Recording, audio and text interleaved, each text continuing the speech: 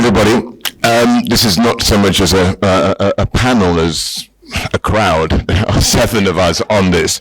So by the time we end and listen to what everybody says, I think it's going to be pretty much almost over with. There's not going to be much discourse here, but I think everybody can have their own piece. And we're going to kick things off with Kaisu Mustonen. She's, of course, the co-founder of Snow Change Collaborative. It's a hugely interesting story, how it came from grassroots, and let's kick it off with her, and as she is our keynote. Kaisu, take it away. Thank you. My greetings. I'm directly from North Boreal forests and peatlands. In the beginning, I want to make it very clear that I'm not here to speak for any Indigenous peoples.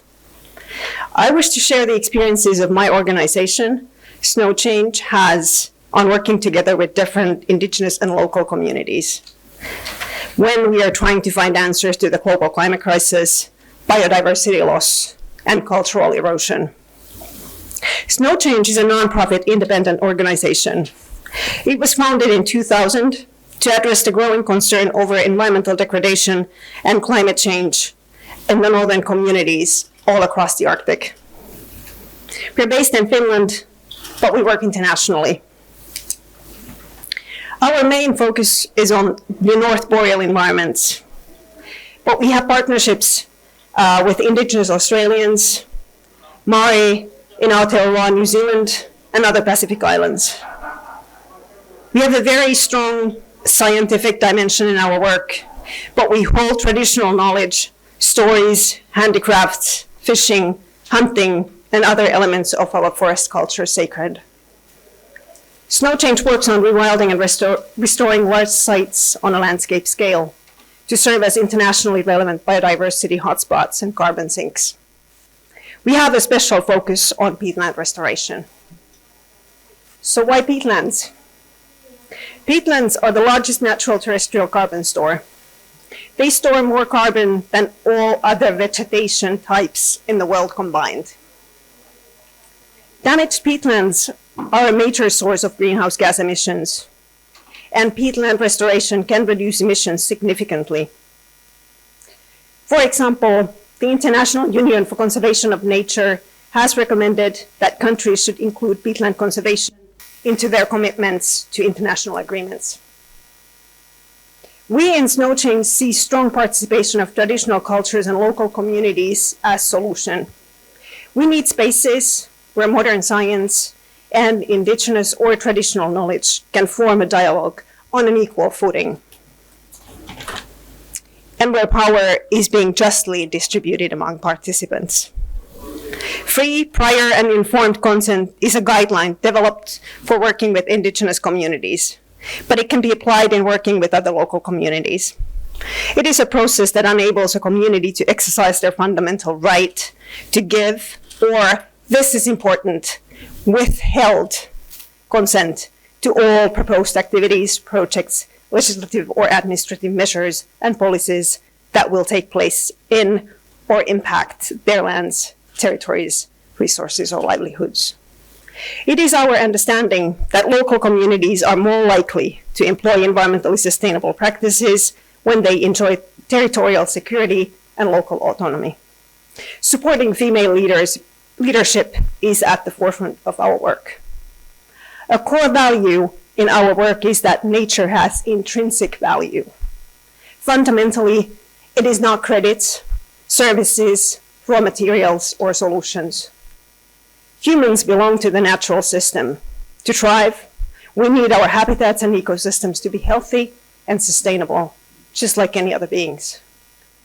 For many Indigenous and traditional cultures, nature is not a commodity to be bought, sold, patented, or preserved apart from society. But nature is what defines humanity.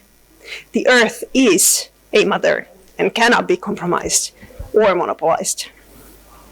There are other recent examples where the Indigenous worldview has been taken seriously, and the deep connections and intimate relations between people and place have been officially recognized, such as the granting of legal personhood to the Wanganui River in Aotearoa, New Zealand. We also need to address and remember the fact that climate is not a separate entity either. It is deeply intertwined with ecology and biodiversity and human life. Just like climate change and its local implications, as unexpected change in weather patterns are impacting all of us. These systems are interlinked, and to us also, the solutions to this crisis need to be comprehensive and cautionary in their approach. Northern peatlands and fragile ecosystems need to be protected and, where applicable, restored in ways that include the traditional owners and indigenous and local communities and their rights. Thank you. Yep, towards climate justice, but the thing is, Mother Earth is being compromised, and that's why we're here. And how do we stop that? And how do we reduce carbon? How do we get there? I'm just going to go down, and I'm going to start off with Tony. Could you tell everybody your name? We don't have a program. Kaisu, her name is Kaisu Mastonen. And T-I-K-I? How do you spell it? K-I. K-A-I-S-U K-A-I-S-U. M-U-S-T-O-N-E-N. Okay, right. Well, Tony, let's now start off with you and say your piece, please. Thank you. Thank you. So, I'm Tony Vidan, V-I-D-A-N. Currently, I'm a president of EEB, which is the European Environmental Bureau. That's the biggest network of environmental organizations in Europe. We have 180 member groups all around Europe. And our Brussels office is very active on European policies. But I guess I'm invited because I was in a climate action network in the 90s. So 30 years ago, when there was a COP1 in Berlin, I was 200 meters from here on a big rally making a speech on the occasion of COP1. So I have a little bit of institutional memory how concept of climate justice developed within the environmental movement. And if nothing else, I would just like to remind us how different opinion about what is climate justice there is. I mean, if we ask some oil executive, he would say that climate justice for him, it's really him, that he should be reimbursed for the lost profit if for some whatever reason government decides to cancel license of their company's work. And this is this probably most bizarre aspect of what some institutions think it's just. When we look on the investor state dispute settlement cases where our governments are sued for billions of so-called lost profit.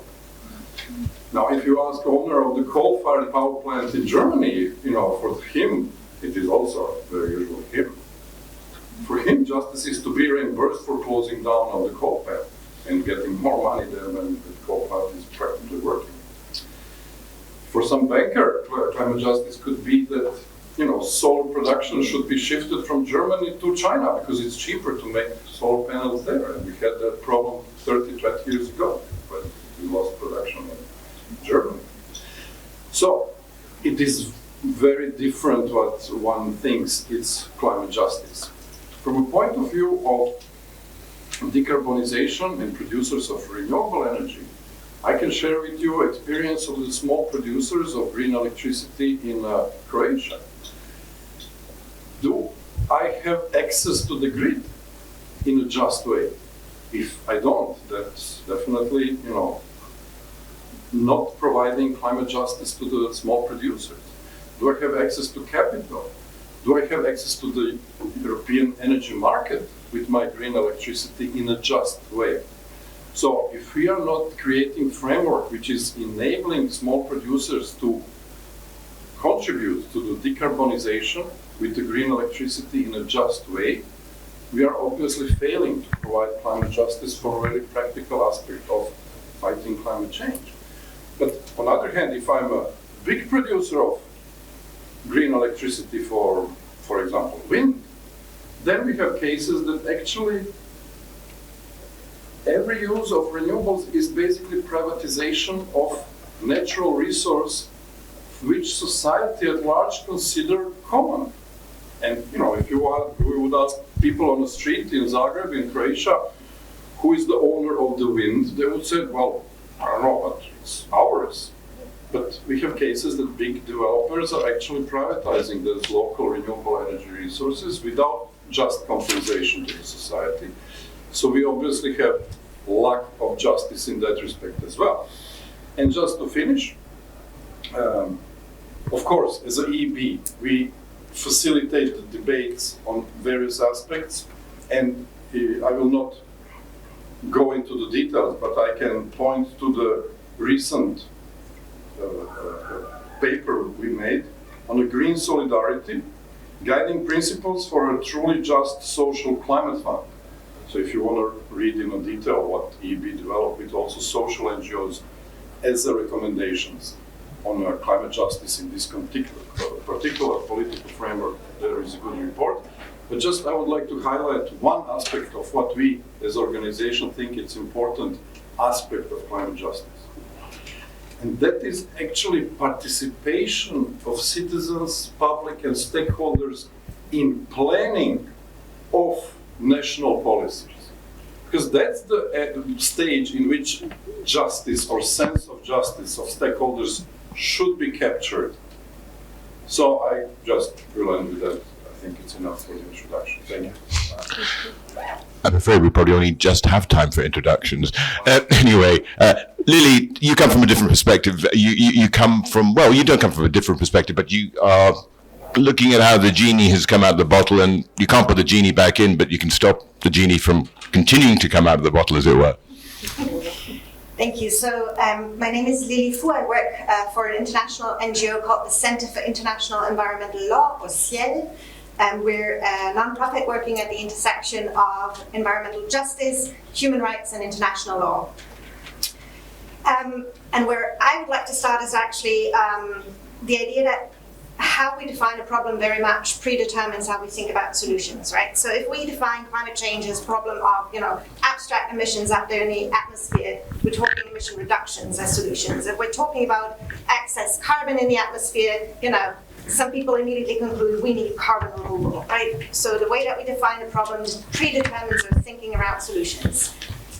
It took us more than 3 decades as a climate justice movement to actually put the main driver of the climate emergency onto the international policy agenda, fossil fuels, right? And our extractivist economic model that is so dependent and intertwined with fossil fuels, oil, gas, and coal. 30 years, like the Paris Agreement doesn't mention fossil fuels, nor does the UNFCCC.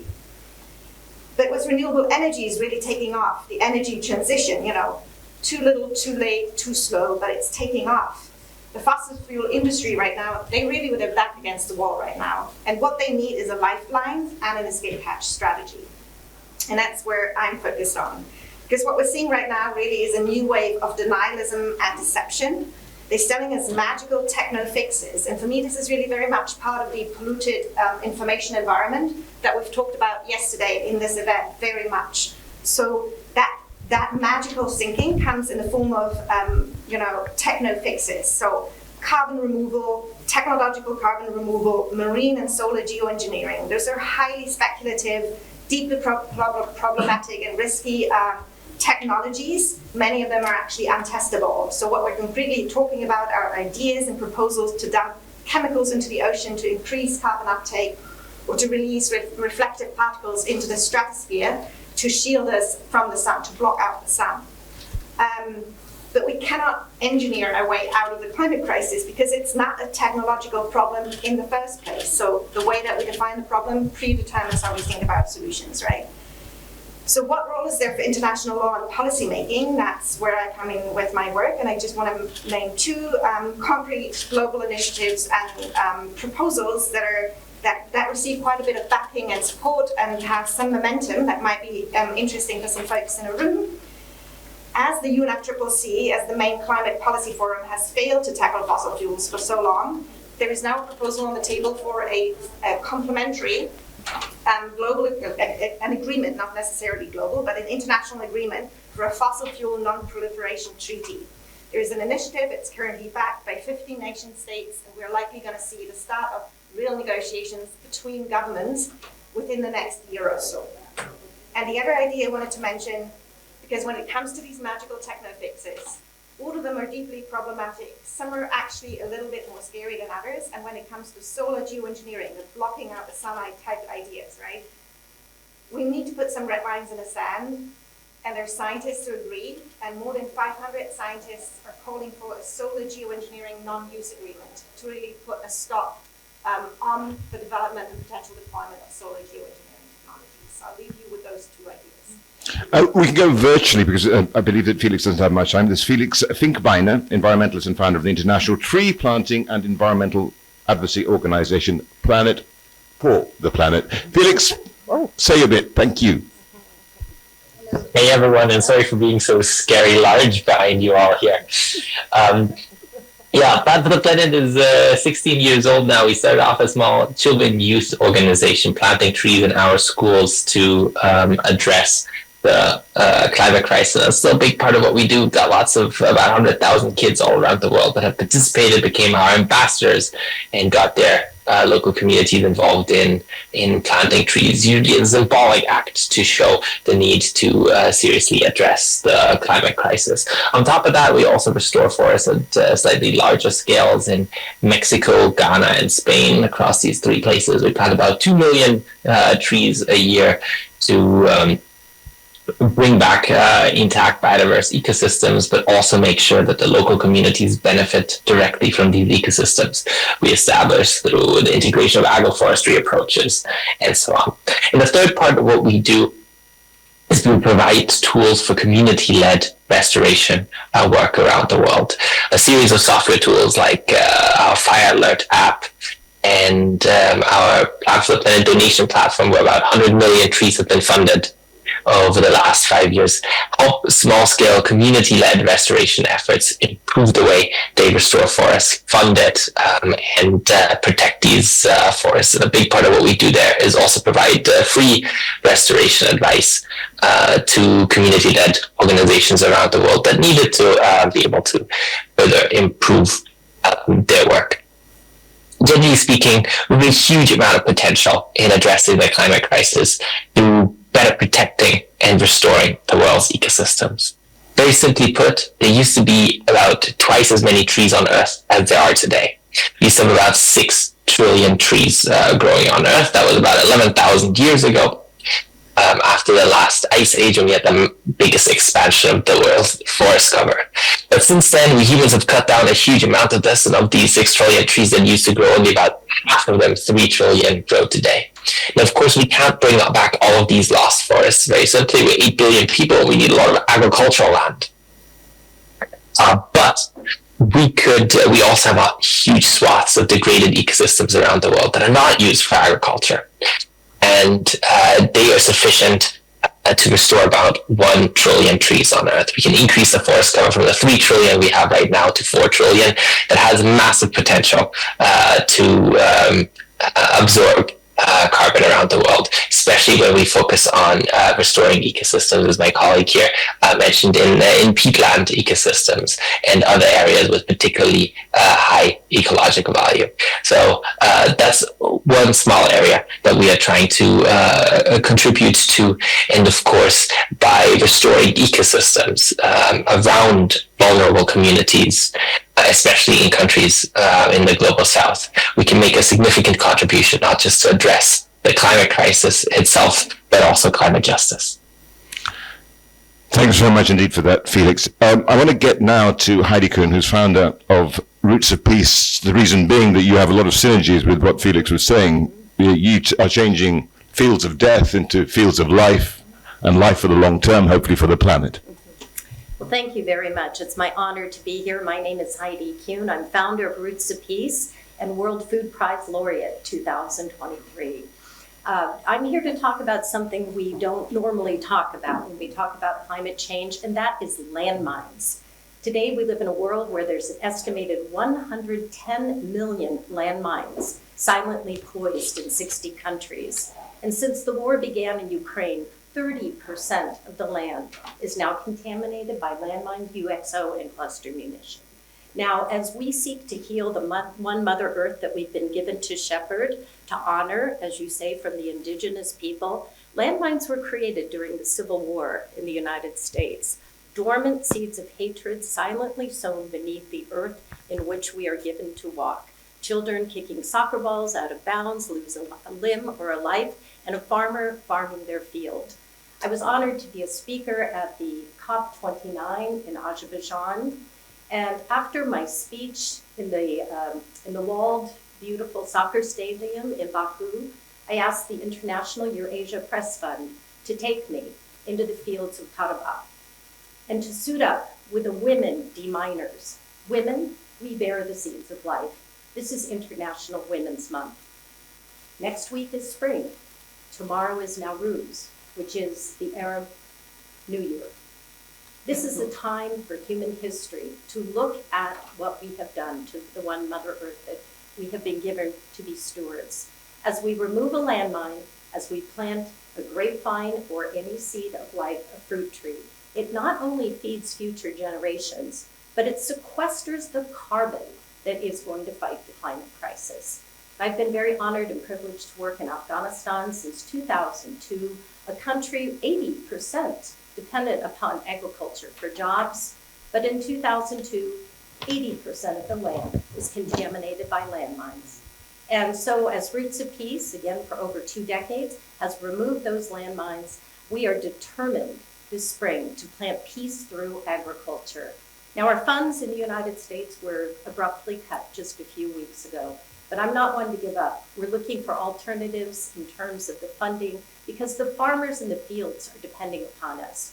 For when people can eat and have the dignity to walk their land without fear, peace through agriculture is possible. And I'd just like to end my overview with all of you to say that an hour ago, I stood outside Brandenburg Gate and with a wonderful gentleman whose roots are in Afghanistan, Sadek. We held a simple white rose. We are calling upon the world to plant white roses during this spring and to plant 1 billion fruit trees in this spring of 2025. When I go back to San Francisco, we will mark the 80th anniversary of the signing of the United Nations Charter, but it began under the towering redwood trees of Muir Woods, where the Miwok Indians once walked, and those giant redwood trees represented the seeds of life. Franklin Delano Roosevelt never wanted a World War III, and that's why he convened them in nature versus cement walls. May we leave this beautiful World Forum and plant the roots of peace on earth now. Thank you. Thank you very much indeed, Heidi. Let's go to Paolo Pifaretti. He is the CEO at ClimeFi, a global leader in permanent carbon removal through, I think you finance things more than actually do it yourself, but exactly, so give us a sense. Yeah, so I'm Paolo Pifaretti, and I'm the CEO of ClimeFi. We're one of the leading CDR, so that's carbon dioxide removal asset managers. And we manage portfolios of CDRs, durable carbon removals, on behalf of large corporate mandates. We own the mandates of companies the likes of the Boston Consulting Group, the Lego Group, Euronext, Allian, Engie, the energy provider out of Europe. And yes, our aim is very much to provide the advanced market commitments needed to help scale these climate-critical infrastructure to reach the climate targets set by the Paris Accord, which are to remove 10 gigatons of carbon by 2050 annually. From the World Food Programme, we have Martin Frick. Gives a sense of how you are driving towards climate justice in all this and how you fit into the innovators and change makers, as it were. I think it probably is the latter. Thank you, and I will be very brief because I hope we have a discussion with the audience. I mean, number one, I'm really happy that we are not speaking about whether or whether not we need climate justice. It's been a long fight, it's an established concept. The question now really is, how do you build climate justice? And here, I want to lobby for smallholder women farmers because these are the most affected by climate change, arguably amongst fisher folks and other people. But it's very simple. The poorer you are, the more directly dependent you are from nature. And if you are directly dependent from nature, and you cannot afford bottled water if you need it, but you drink water from the local well, the more affected you are from climate change. Now, I'm working for the World Food Programme. We come in when people don't have enough to eat.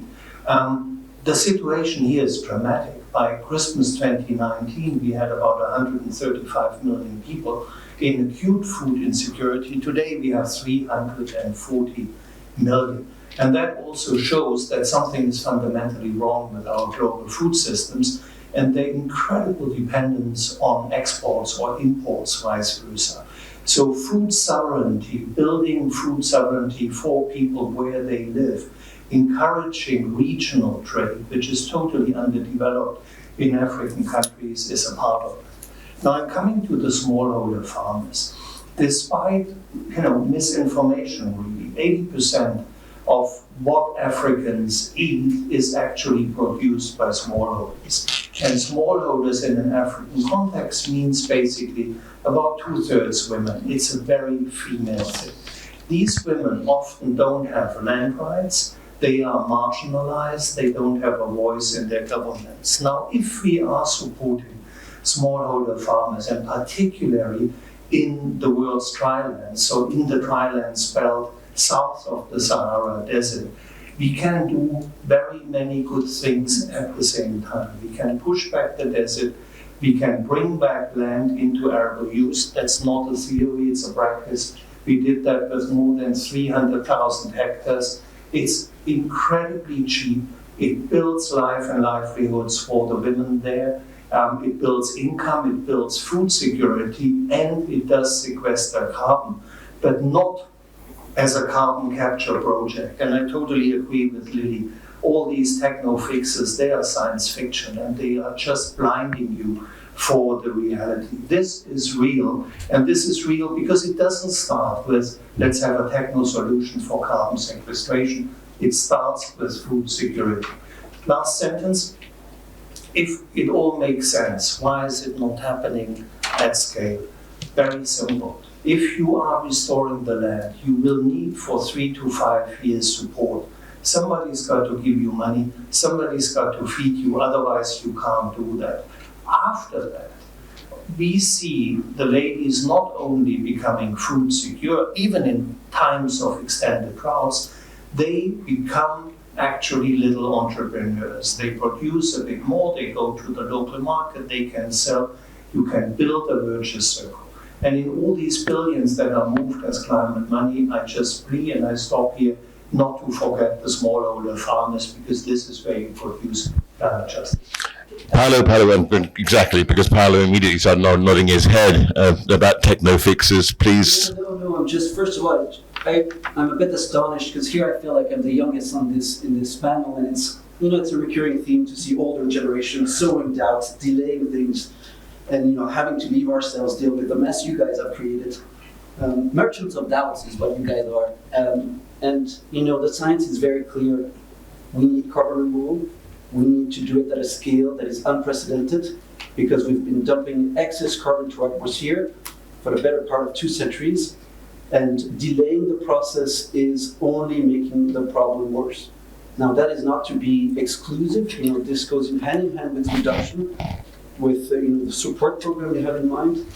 But then again, to be speaking so much out of place, out of what the scientific facts is, I think, beyond me. Part of me wants to walk out of this panel. It's a scam. You guys are a joke. Really, I'm truly surprised. I've never been in a panel that is so unserious. It actually makes me kind of nervous and pissed. Okay, well, tell us why. I mean, what can... Explain the reason why, so that... Exactly, this is what I'm getting to, No, right? I'm saying this because, of course, these are very targeted attacks. To be... Why? Because carbon removal, it's in the IPCC, it's in the Paris Accord. It's very much needed. Would you distinguish between some forms of carbon renewal that would be common ground with them, and some forms of carbon renewal that you think are excessively manipulative of the regenerative processes of nature and thus endanger us? Would you make those distinctions? No, right now what we're figuring out is which technologies can scale to climate relevance. We need to remove 10 gigatons of carbon. And so right now what the process is trying to find out which technologies can scale to that size. There's a wide range of removal pathways which go from direct air capture to enhanced weathering, which are all also, if you take enhanced weathering or some form of biomass carbon capture and removal, these take natural occurrences and enhance them through technology to store more durably the carbon that is more naturally captured, through photosynthesis, for instance. Tony, you put your hand up first. I think I was great. Okay, just 2 minutes to try to unpack here. First, I respect your generational anger. Let me be clear about that. I think older generation definitely needs to kind of stop talking and let solutions to the young people. So I understand your anger, and please apologize for us not being more effective. But I am lost on your claim that we are delaying something. I'm advocating shift to renewables for more than 30 years, since '86 when Chernobyl blew up. So it is not us who is delaying, it is fossil fuel sector which is delaying simple technological solutions which would not provide climate justice, but would decarbonize world and make us, let's say, more able to work on a justice. But now we are in a crisis, and unfortunately, fossil fuel sector is now throwing so-called technological solutions which serve to block, let's call it real technological solutions. So I hope we agree on that. Yeah. And I fully agree that you are angry and you have all the right to do, but maybe you misunderstood what we are trying to delay. We are not trying to delay real decarbonization and climate. I think everybody's aiming for the same thing. The thing is that everybody wants to see less carbon, right? Well, Yeah. Okay. Martin, quickly, please. The same here. I mean, first, we are all with you, and we've been spending substantial time fighting windmills and running against concrete walls, and I share your frustration. What I have just said on land restoration, it's not marginal. UNCCD, which is the land convention, estimates that 40% of the world's land is degraded. Some NGOs estimate it 75%. Every piece of degraded land is a land where there is too little carbon in the soil. I'm talking about a gigantic possibility. And of course, I'm aware of the 10 gigaton figure.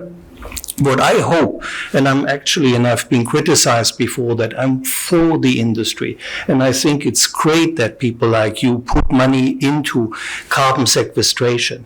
My little piece of advocacy is, please let us create a mechanism which is still not really functioning. It's emerging, by which smallholder farmers can benefit from this money, because, we have bottom billion famously, and these people, they are looking for livelihoods, they are looking for jobs, and here is something where we can turn the world's poorest into a workforce for the world climate. I think it's a thing of beauty, and we should do that. So first of all, there is carbon sequestration, and then there's carbon removal, which are distinct things. And to your point, I should have spoken about removal, because I'm with you. We need to remove carbon. And to your point, one is not exclusive of the other. And if anything, I think what's really interesting about these permanent or durable carbon removal technologies is that they allow us to appreciate what the true cost of emissions are, which is something we haven't been able to do up until recently. When you're telling a company that effectively removing a ton of carbon will cost them, beyond in between $150 up to $1,000, it forces these organizations to rethink the emission in the first place and look for alternative ways to avoid the emission to take place. Yes. And so it's a paradigm shift that these technologies bring to the table. Of course, right now, and what I mean by delay is that by sowing doubt about the efficacy, which is not based on facts, there are projects that are already scaling to the megatons, and we're going to reach the 50 megatons by the end of the decade. We're trying to understand which are the technologies that we can really rapidly scale to climate relevance. Maybe you want to talk to these technologies. Yes, he is. Heidi. Yep, okay. I'd like to say thank you. I'm a mother of 4 grown children, and I understand your frustration with our generation. But I would like to clearly say that Roots of Peace has worked in Afghanistan and planted over 8 million fruit trees that are serving the smallholder farmers in all 34 provinces. And when I say I'm doing a white rose campaign, it's not a flaky left coast idea where we're fruits, nuts, and flakes. I need your help because you are the next generation. I have an idea to call forth 1 billion trees to lead this conference, and I feel the same frustration. I don't want to tell everybody I met President Clinton last night, had a delicious dinner, met new friends, but it was at our first conference at 9 o'clock yesterday morning that we came up with this idea. Instead of an ice bucket challenge, let's do something. Maybe you can help me. I'm calling out a white rose campaign, but maybe you can think of something edgier, muddy hands or something. But I think the planting of trees is the low-tech ways we can do this worldwide. So thank you. Lily. Yeah, I think it's a complex conversation and the science is complex, right? And when it comes to what the science actually say, I think it's important to distinguish between the physical science of climate change and the economic modeling that is also part of the IPCC, right? That is able to portray some potential futures, and it's much easier to model some technologies than lifestyle and production and economic system changes in those economic models. And so the IPCC in the physical science part makes it clear that the idea that we could remove large amounts of carbon from the atmosphere permanently and not expect there to be some rebalancing is at this point highly uncertain. That's what they say. We can't count on it. And relying on carbon removal technologies delays real climate action now. That's also what the IPCC says. Can't they both go and run at the same time? Well, are we doing enough? No, clearly not. What we're doing right now is not enough. Do we need carbon removal? Absolutely. That's not the same as can we have it, right? I brought this up yesterday in our pre-conversation, but I'll bring it up again here. It would be absolutely convenient to have a bunch of carbon-sucking aliens visit planet Earth and deal with the problem. Absolutely brilliant idea. Is it a reliable political or policy strategy? Aliens is the argument that was brought up. What can you answer to that? I think it was a euphemism. So I agree, we need it. Can we have it? No. I've spent a lot of years looking at all of the individual technologies that are being proposed, ranging from direct air capture, bioenergy with CCS, enhanced weathering, biochar, etc. None of them actually are currently, pointing in a direction where they would solve anything with regards to climate, but they would actually make so many things worse because as you explained as well, it's not just about carbon, it's not just about climate, we're looking at crossing several planetary boundaries at the same time. So if we wanted, we definitely need more research and we need innovation and technologies are part of that.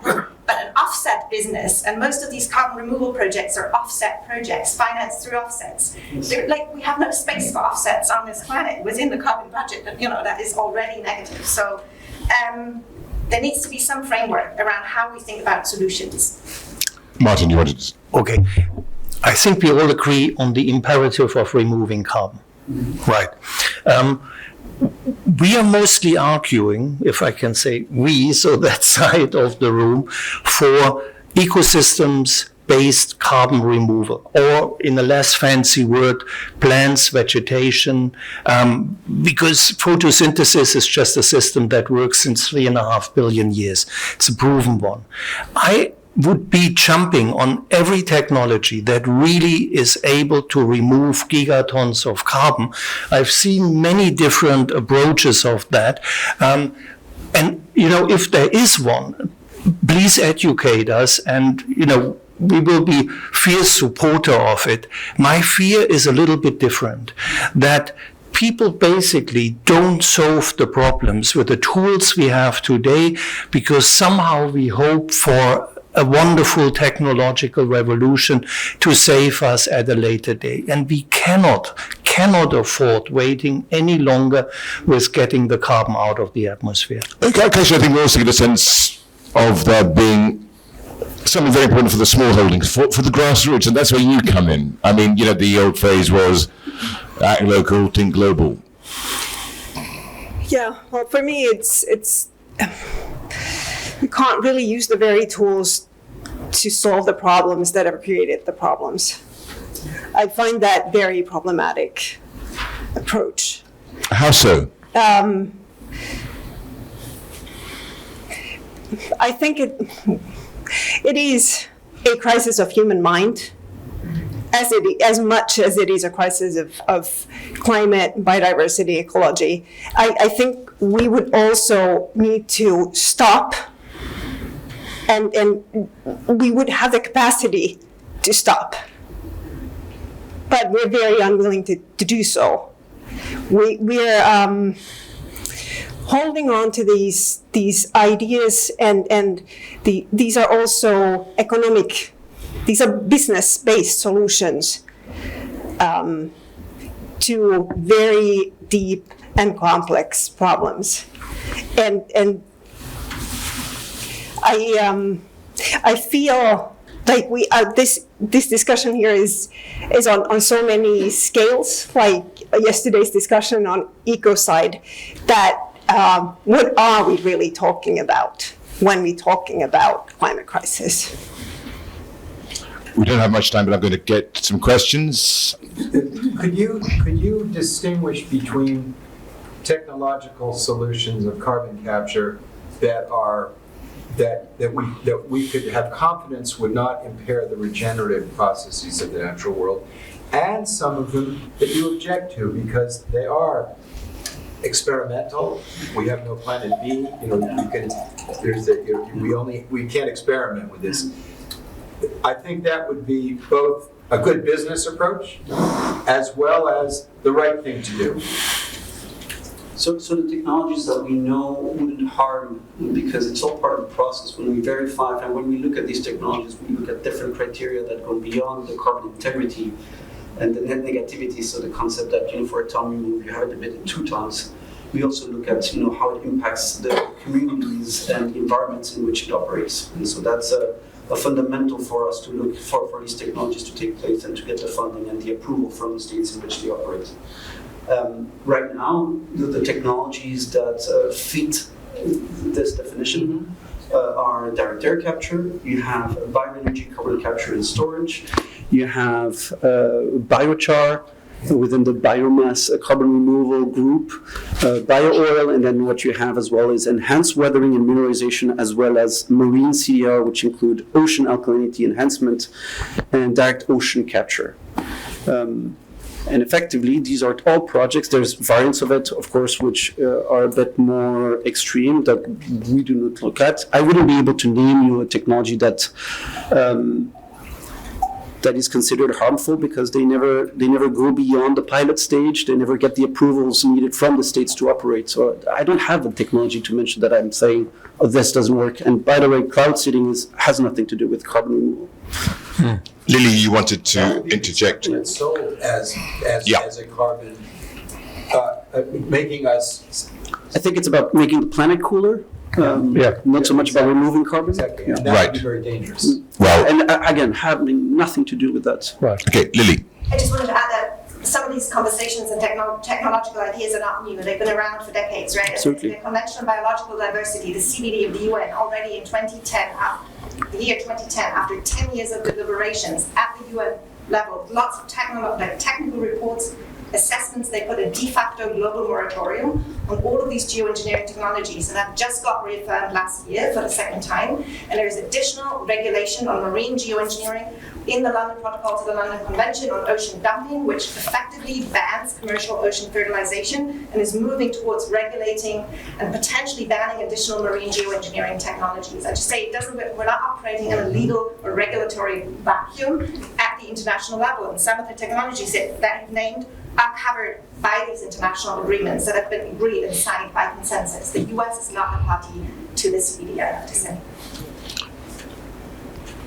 Hi, thank you. My question is to follow primarily, but I want to defend the rest of the panel a little bit as a young person myself who's, again, frustrated with the climate justice movement. I want to understand how you think asset management solves the justice problem of the climate change part, right? Yeah. Because I get it, we have to remove carbon, but it does not solve the problem of why we reached a stage of this much carbon emissions at primarily. Yes. And not, I understand that you don't want to be a tech skeptic, but again, technology doesn't solve how we've reached the stage, it does not heal, it just removes the effects that we have right now. So I want to understand how you think asset management and carbon removal is just, especially Absolutely. for vulnerable populations around the world from the global south.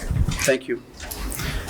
That's a super relevant question, and I'll show you why I'm doing it. Effectively, I took a very pragmatic view. What we need is a fundamental shift to the way we run our economies, and the missing factor in the way we run and operate, and if you look at our value creation process, is that we never factor in what the true cost of emissions are, the environmental externalities. What these technologies do is that they factor them in. When you're telling one of these big groups that effectively when they're emitting a ton, it will cost them, $500 to bring it back in, to counterbalance it in a manner that is backed by science, it allows them to reconsider in the first place the emission. So it forces them to look at ways to deliver the same value without emitting as much carbon. So really forcing ourselves to go into the 90% reduction route. So of course I'd like to, I'm not a techno solutionist per se. Of course I would like our ways to completely change our ways of operating. Wake up. It's not happening. No one is changing. The paradigm hasn't changed. So we need pragmatic ways to go about it. Or what we're going to face is doom in a couple of decades for all of us. And so for me, that's how we go about this, is we need to change it in a manner where, we bring these big groups into the table and help them rationalize the cost of these externalities. Martin, very quickly. Very, very quickly, Paolo, I'm totally with you, and I think you nailed it. We need a global price on carbon, and we've been fighting for that for 30 years. And it's a scandal how we still don't have it, because everything would start with finally bringing all the externalities, and I'm totally with you on this one. Okay, yeah, thanks. My name is Jude Ilo. I'm the CEO of the Hague Institute for Innovation of Law. So, when we have conversations about critical issues like climate justice, the principal groups that bear the vulnerability of climate injustice are not in the room. They are not here. Because in communities, vulnerable communities, poor countries, coastal countries, they are already seeing the Armageddon that we're talking about here. I think we have to come to this conversation with some level of modesty. And the first level of modesty is that there are no one solution to this problem. The second level of modesty is that there has to be contrary opinions on the room.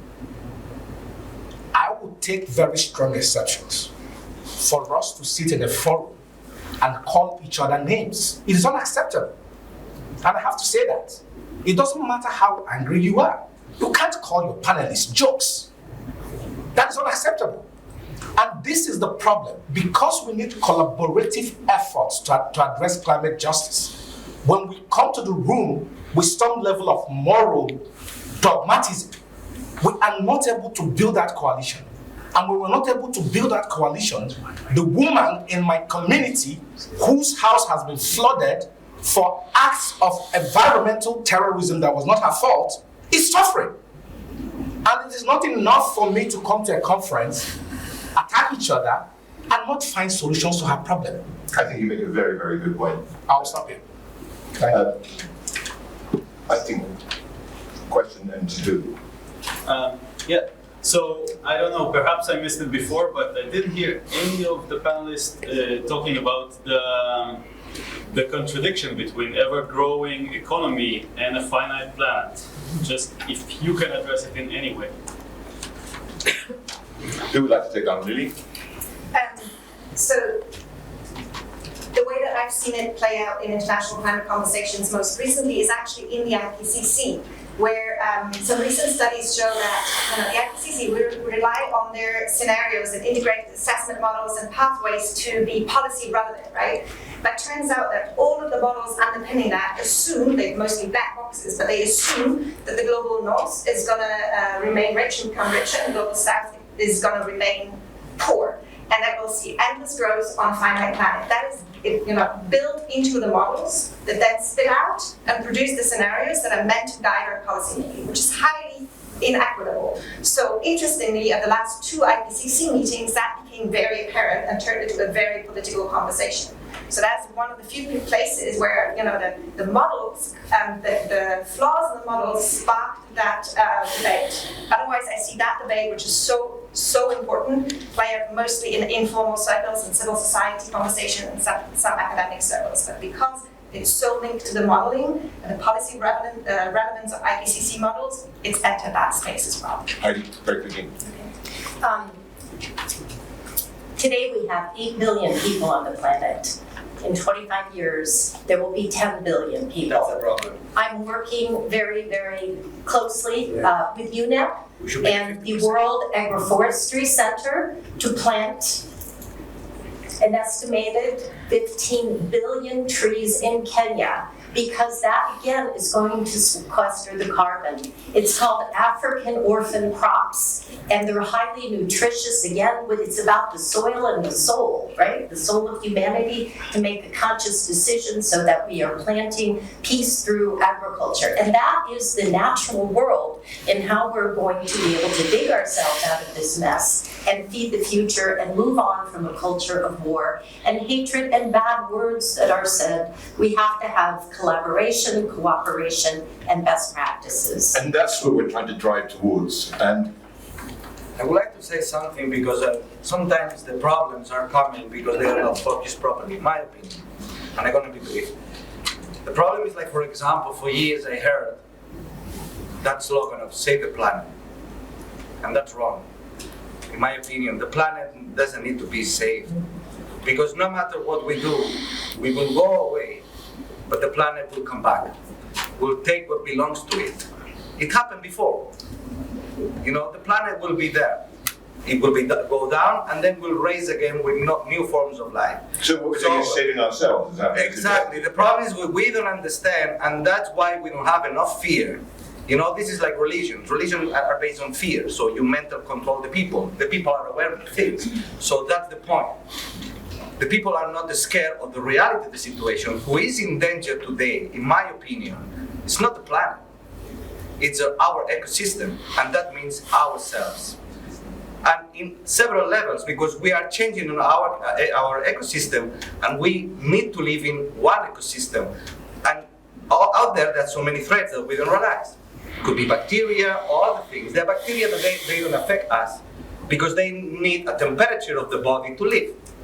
And they are adapted. But I'm going to have one sentence and finish. But there is an evolution.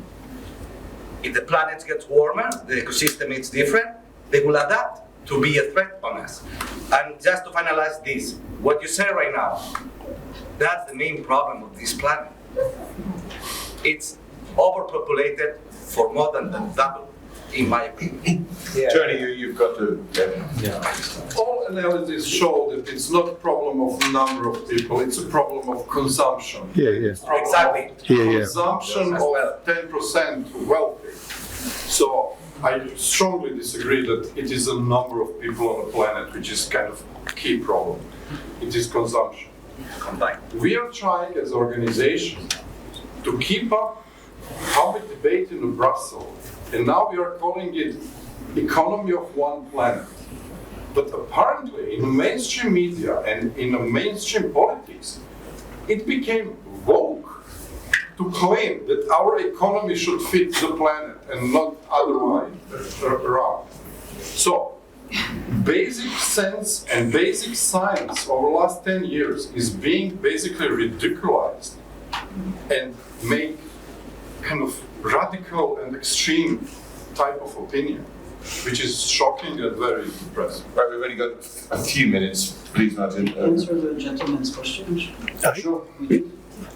No, but because I don't feel like we did. Did we answer your question or not? Well, partly there was some interesting ones. My simple answer to you is, you know, for us, if we want to what you were saying is that there is a paradox between the way we run our economies, which are limitless, it's about growing GDP, and the finite resources we have on Earth. I think it's to your point, the solution to that is by internalizing these externalities, having a good understanding of the finiteness, if we can say that. I'm not an English speaker, of the resources that are available, and factoring them in our value creation process.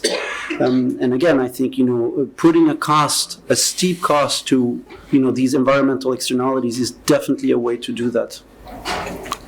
Quickly, Martin. Yeah, and also to your question, absolutely. What makes human life possible is functioning natural cycles, be it the carbon cycle, be it biodiversity. What this business model or this economic model that we have is disrupting these cycles. You're burning fossil fuel, which is the result of hundreds of thousands of years of biological production, if you want to label this way. If you are disrupting, soil health, for example, it has repercussion on human health, because we are mirroring with our guts what's happening in the soil.